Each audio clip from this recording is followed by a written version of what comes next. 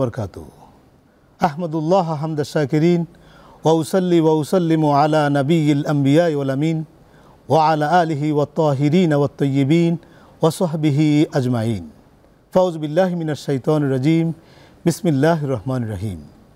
प्रिय दर्शक, যারা কাছে কিংবা দূরে, শহরে কিংবা গ্রামে, দেশে কিংবা বিদেশে, দুনিয়া জুড়ে যে যেখান থেকে দেখছেন আপনাদের প্রিয় চ্যানেল দীপ্ত টিভির পর্দায় মোল্লা সুপারসল নিবেদিত Sufi Sadiq, powered by Beacon Pharmaceuticals Limited, co-sponsor Quranic science model মাদ্রাসা শনিরাকড়া, ঢাকা। আমরা প্রতিদিন একটি জীবন ঘনিষ্ঠ বিষয় নিয়ে আলোচনা করে থাকি, আপনারা জানেন। আজকে আমরা অত্যন্ত জীবন ঘনিষ্ঠ অর্থনৈতিক বিষয়ে সম্পৃক্ত একটি বিষয় আমরা আলোচনা করতে চাই। সেই বিষয়টি হলো আহকামে জাকাত।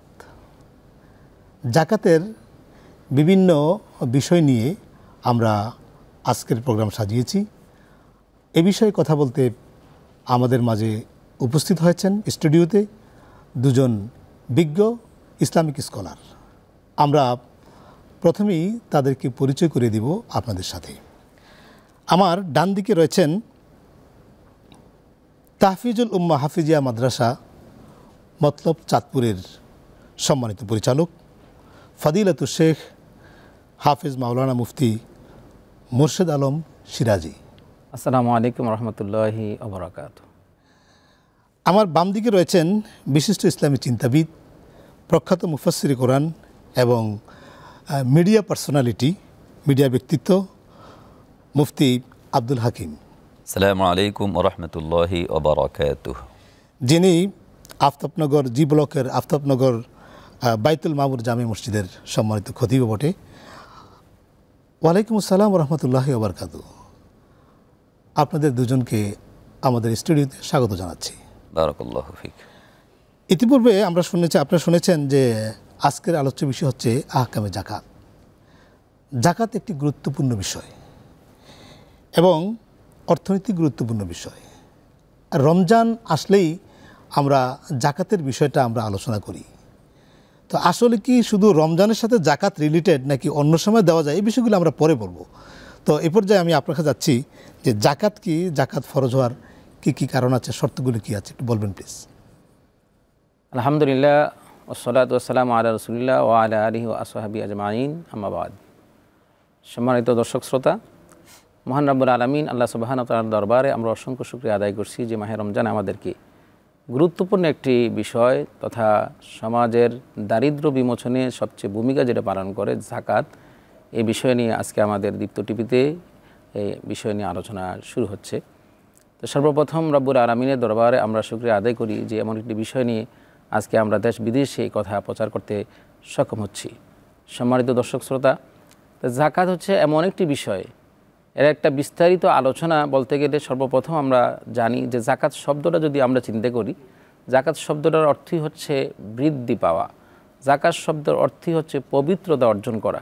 তাহলে এক কথায় বলা যায় খুজমিন আমওয়ালিহিম সাদাকাতান তুতাহহিরুহুম ওয়া তুযাক্কিহিম বিহা ওয়া সাল্লি আলাইহিম।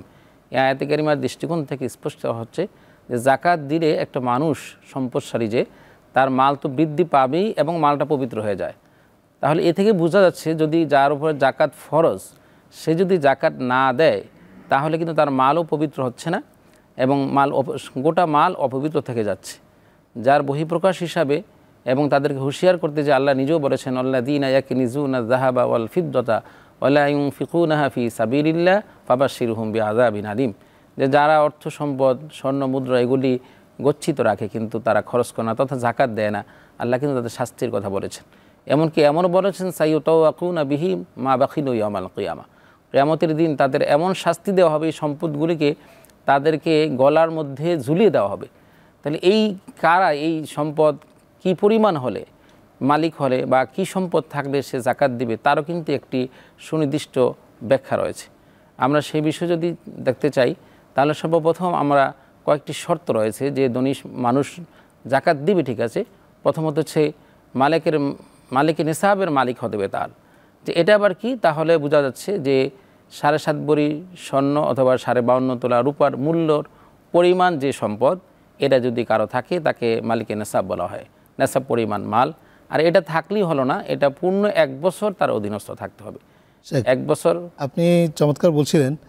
তো 7.5 তোলা স্বর্ণ আর 52.5 তো রূপ পড়ে, তো এখন তো এটা তো কাছাকাছি না, আগে হয়তো এটার দামটা কাছাকাছি ছিল, এখন তো অনেক ফার ডিফারেন্স। এখন আমার প্রস্তাবনা থাকবে ক্ষেত্রে কি করে, এখানে আমার প্রস্তাবনা হচ্ছে, আমি মনে করি ওলামায়ে কেরাম একমতই হবেন যে আমরা 7.5 ভরি স্বর্ণের মূল্য যদি আমরা নিতে যাই তাহলে জাকাতের দেওয়ার সংখ্যাটা কমে যাবে। আর যদি আমরা 52.5 তোলা রূপার মূল্য হিসাবে যদি আমরা মালিকি নিসাবটা নির্ধারণ করি, তাহলে হতে পারে একজন, আমি বলবো যে একজন মানুষ অটো চালায় অথবা স্বাভাবিক একজন কর্মচারী, সেও কিন্তু হয়তো জাকাত দেওয়ার সেই বরকতটা নিতে পারে এবং সে গর্বিত বোধ করতে পারে যে আমি জাকাত দিচ্ছি। কেন জাকাত দেওয়াটা আর খাওয়াটা তো এক জিনিস নয়। খাচ্ছে সে কিন্তু গর্বিত হওয়ার কিছু নেই, কিন্তু যদি দিতে পারছে তাহলে কিন্তু গর্বিত হওয়ার একটা বিষয় থাকে। এজন্য আমরা মনে করি যে সবাইকে বলবো যে আপনার 52.5 তোলা রূপার মূল্য যদি আপনার মালিক হিসাবে থাকে তাহলেই সে মালিকি নিসাব হবে, তবে এটা তার 1 বছর পূর্ণ থাকতে হবে। আর তৃতীয়ত হচ্ছে, খালি থাকলেই আবার এখানে হবে না, তার কিন্তু আবার কোনো ঋণ থাকতে পারবে না, এবং এই ঋণ থাকলেও ঋণের টাকাটা তার বাতিল করতে হবে। যে ঋণ, যেই পরিমাণ ঋণ আছে ঋণকে বাদ দিয়ে যদি এটা থাকে আর কি। আরেকটি শর্ত হচ্ছে তার যে এই টাকাটা তার নিজের মালিকানায় থাকতে হবে। যখন মালিকানা যদি না থাকে তাহলে তো সে অনেক টাকা আছে কিন্তু মালিক না সে। এরকম যদি মালিক, যেমন হতে পারে একজন সরকারি কর্মচারী চাকরি করে, তার কিছু টাকা দেখা যায় সে এভাবেই অটোই তার চাকরিতে নিয়ে যাচ্ছে, এরকম কিছু বিষয় থাকে, মালিক সে হয় নাই। মালিকানা না থাকলে সে তো আর জাকাত দিতে হবে না। এই ধরনের 5টি শর্ত যখন একটা মানুষের উপরে থাকবে, তখনই নির্দিষ্ট কিছু বিষয়ের উপরে জাকাত আসবে।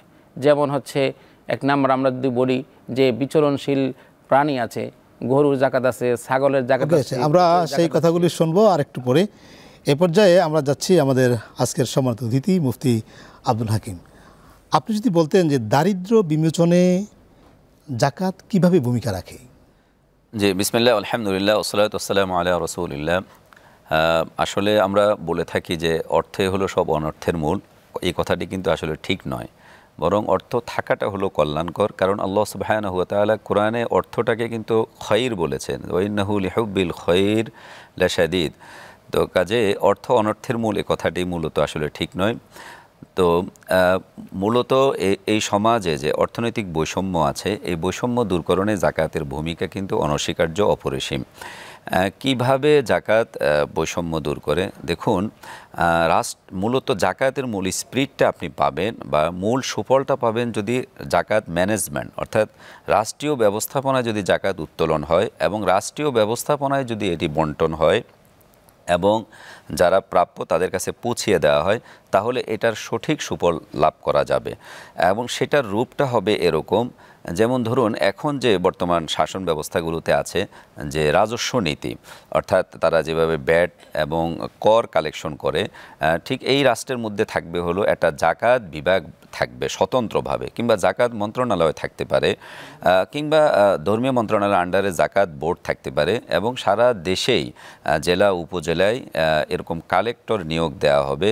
তারা সেখান থেকে জাকাত উসুল করবে এবং জাকাত উসুল করে এরপরে সরকারের মূল কোষাগারে পাঠাবে। এরপর সরকার অগ্রাধিকারের ভিত্তিতে জাকাতের যে খাতগুলো আছে, সূরাতুত তাওবার 60 নং আয়াত, ইন্নামাস সাদাকাতু লিল ফুকারা, এখানে ইলা আখিরিল আয়াত, 8জন লোক, যে 8টি খাত আছে, এই 8টি খাতে যথাযোগ্যভাবে সরকারের পক্ষ থেকে পৌঁছিয়ে দেওয়া হবে। এর মাধ্যমে মূলত আসলে দারিদ্র্য বিমোচন করা সম্ভব। ওই 8টি খাত যদি আমরা পর্যালোচনা করি তাহলে আমরা দেখব যে সমাজের প্রায় প্রতিটা শ্রেণী এখানে চলে আসে। যেমন ধরুন আল্লাহ সুবহানাহু ওয়া তাআলা বলছেন ইন্নামাস সাদাকাতু লিল ফুকারা, জাকাত প্রদানের একটি খাত হলো সমাজে যারা ফকির, অর্থাৎ যারা অসহায়, যাদের এক বেলার খাবার ঘরে হয়তো নাই, কিংবা আছে আরেক বেলার নাই, মানে এক বেলা আছে 2 বেলার খাবার নাই, তারা হলো সমাজে ফকির বা অসহায়। তো এখন আমরা যদি দেখি যে রাষ্ট্রীয় ব্যবস্থাপনায় যদি এটা হয় যে সেটা কারা এরকম আছে দারিদ্র্য সীমার নিচে বসবাস করে, সেটা তালিকা থাকবে আর তাদের কাছে ওই জাকাতের টাকা পৌঁছিয়ে দেওয়া হবে।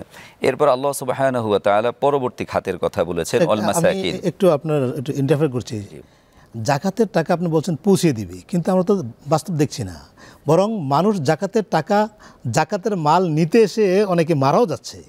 এটা কি করা, এটা কি জাকাত কি পৌঁছে দিতে হবে নাকি তারা এসে নিয়ে যাবে? আসলে ব্যাপারটা হয়েছে কি, মূলত জাকাত ম্যানেজমেন্ট যেটা রাষ্ট্রীয় ব্যবস্থাপনা না হওয়ার কারণে এটার মূলত সুফল দেখা যাচ্ছে না। এখন আপনি যেটা প্রশ্ন করেছেন, যদি রাষ্ট্রীয় ব্যবস্থাপনা নাও থাকে তবুও ব্যক্তিগতভাবে কিন্তু জাকাত প্রদান করতে হবে। যারা জাকাতের নিসাবের অর্থাৎ ওই পরিমাণ টাকার মালিক হবে তাদেরকে জাকাত দিতে হবে। সেক্ষেত্রে স্পিরিটটা হলো যিনি জাকাত দিবেন তিনি এই জাকাত গ্রহীতার কাছে পৌঁছিয়ে দেবেন। কারণ হলো আল্লাহ সুবহানাহু ওয়া তাআলা তাকে জাকাত দেওয়ার মালিক করেছেন, এটি আল্লাহ তাআলার অনুগ্রহ। কাজেই যিনি জাকাত গ্রহীতা তাকে খুঁজেই যথাযোগ্য ব্যক্তির কাছে তিনি মূলত পৌঁছিয়ে দিবেন। আপনি চমৎকার বলছিলেন শেখ। আমরা আপনার কাছে কথা শুনছিলাম, আপনি যদি আমাদেরকে বলতেন যে জাকাত মসজিদ মাদ্রাসায় জাকাত দেওয়া যাবে কিনা? চমৎকার, আলহামদুলিল্লাহ। আসলে কোরআনের কোথাও কোনো আয়াতে মসজিদ মাদ্রাসায় কিছু দেওয়ার কথা কিন্তু নাই, এটা চমৎকার একটি কথা প্রথম। আর জাকাত কাদেরকে দিতে হবে, মহান রাব্বুল আলামিন আমাদের বিজ্ঞ আমার আজকে যিনি সাথী উনি বলতেছিলেন, সূরা তওবাতে কিন্তু উল্লেখ করা আছে, নির্দিষ্ট খাত দেওয়া আছে 8টি খাত। আর যেহেতু 8টি খাত নির্দিষ্ট দেওয়া আছে, এর বাইরে যাওয়ার আমার মনে হয় কোনো ক্রমেই এটা সম্ভব নয়। পাশাপাশি আমি বলতে চাই যে অবশ্যই মসজিদ, মাদ্রাসা, হাসপাতাল, রাস্তাঘাট এগুলিতে কখনো জাকাত দেওয়া যায় না, জাকাত দেওয়া যাবে না। এই যে আমরা যে রমজান আসলে শাড়ি লুঙ্গি আমরা জাকাত দিচ্ছি, এটা ছাড়া কি অন্য কিছু জাকাত দেওয়া যায় না? আর আমরা এমন শাড়ি দিচ্ছি, এমন লুঙ্গি দিচ্ছি, এখান থেকে ধরলে পুরো গুলিস্তান পর্যন্ত দেখা যাবে, এইরকম জিনিস আমরা জাকাত দিচ্ছি। আর আশ্চর্যের বিষয়, দোকানদারেরও দেখবেন যে অনেক দোকানে লেখা থাকে এখানে জাকাতের মাল পাওয়া যায়, জাকাতের কাপড় পাওয়া যায়, এই বলে তো কোনো কিছু নাই দুনিয়াতে। এরকম এত ছোট চিন্তা ভাবনা করে আসলে দারিদ্র বিমোচনের জন্য কিন্তু জাকাত আসছে। এখন আমি যদি এভাবে যদি কিয়ামত পর্যন্ত যদি এই শাড়ি লুঙ্গি দিয়ে জাকাত দিতে থাকি, তাহলে গরিবেরা গরিব আরও থাকবে, দুনিয়ারা ধনী হয়ে যাবে। কিন্তু না, আমি বলতে চাই দেশবাসী, দেশ বিদেশে যারা আছেন সকলের কাছে উদারত আহ্বান জানাবো যে আমাদের জাকাত হবে দারিদ্র বিমোচনের জন্য, একটা পরিবর্তন। আপনি আপনার নিজের ভাই হতে পারে, এমন হতে পারে আপনার ভাই এমন হয়েছে দারিদ্রের মধ্যে আছে, এত গরিব যে আপনি নিজে ডাকাতে বাড়ি করছেন, অনেক কিছু করছেন, আপনার আপন ভাইটা কিন্তু এমন সমস্যা আছে সে কোনো রকমে চলতেই পারে না, মানুষের হাতে হাতে টাকা খুঁজে সে চলতেছে। আপনার জাকাত আসছে, আপনি ওই জাকাতের টাকা দিয়ে আপনি তাকে, অথবা তার যদি একটা ছেলে থাকে উপযুক্ত, তাকে আপনি একটা কর্মসংস্থান ব্যবস্থা করে দিতে পারেন। আপনার পুরো টাকাটা দিয়ে যদি তাকে বিদেশ পাঠানো যায় তাহলে বিদেশ পাঠিয়ে দিতে পারেন, অথবা যে কোনোভাবে তাকে একটা কর্মসংস্থানের ব্যবস্থা করে দেওয়া, এটাই কিন্তু জাকাতের মূল বিষয়। আপনি বলতে চাচ্ছেন যে মানে একজন মানুষকে ওই পরিমাণ জাকাত দেওয়া দরকার যে যেই পরিমাণ জাকাত দিলে সে একটা কিছু করে খেতে পারে। তাহলে আমি যদি এভাবে একটা যদি পরিসংখ্যান আমরা বলি যে প্রত্যেক গ্রাম মহল্লা থেকে শুরু করে ইউনিয়ন ভিত্তিক শুরু করে, যদি আমি একটা পরিসংখ্যানে বলেছিলামও যে একটা ইউনিয়ন থেকে যদি আমরা প্রত্যেক বছর মাত্র 10টি করে ফ্যামিলি নেই, তাহলে দেখা যাবে যে গোটা বাংলাদেশ থেকে আমাদের বেশি না 10 বছরের মধ্যে আমার মনে হয় কোনো গরিব থাকবে না। 10 বছরই আমাদের, কেননা যত ধনী মানুষের জাকাতের টাকা যদি সরকারভাবে উত্তোলন করে, এটা যদি সঠিকভাবে ওটা দেওয়া হয়, অথবা আমরা নিজেরাও যারা আছি সম্পদশালী তারা যদি আমরা এভাবে মসজিদ মাদ্রাসার চিন্তা না করে, যে আমরা যদি কি করি এবং শাড়ি লুঙ্গি এগুলি চিন্তা না করে আমার নির্দিষ্ট পরিমাণ, কারো দেখা যায় 1 কোটি টাকাও জাকাত আসে, অথবা এর বেশিও আসতে পারে। এখন এই টাকাটা দিয়ে যদি সে চিন্তা করে যে আমি 10টা ছেলেকে এই বছর আমি বাইরে ব্যবস্থা করব, অথবা বাংলাদেশে আমি কি করলাম, কিছু ল্যাপটপের প্রশিক্ষণ দিয়ে আমি তাদেরকে ল্যাপটপ কিনে দিলাম, শিক্ষিত ছেলেদেরকে আমরা এভাবে করতে পারি, যুব সমাজদেরকে আমরা, যুবক ছেলেদেরকে আমরা আমাদের এভাবে অর্থনৈতিক ব্যবস্থা উন্নতি করার জন্য আমরা চেষ্টা করতে পারি। এটা জাকাতের মূল কাজটাই কিন্তু এটা ছিল, গরিবেরা যাতে ধনী হয়, আর এখন হচ্ছে গরিবেরা আর গরিব হচ্ছে আর কি। আচ্ছা, জাকাতের টাকা মানে উপহার হিসেবে দেওয়া যাবে কিনা?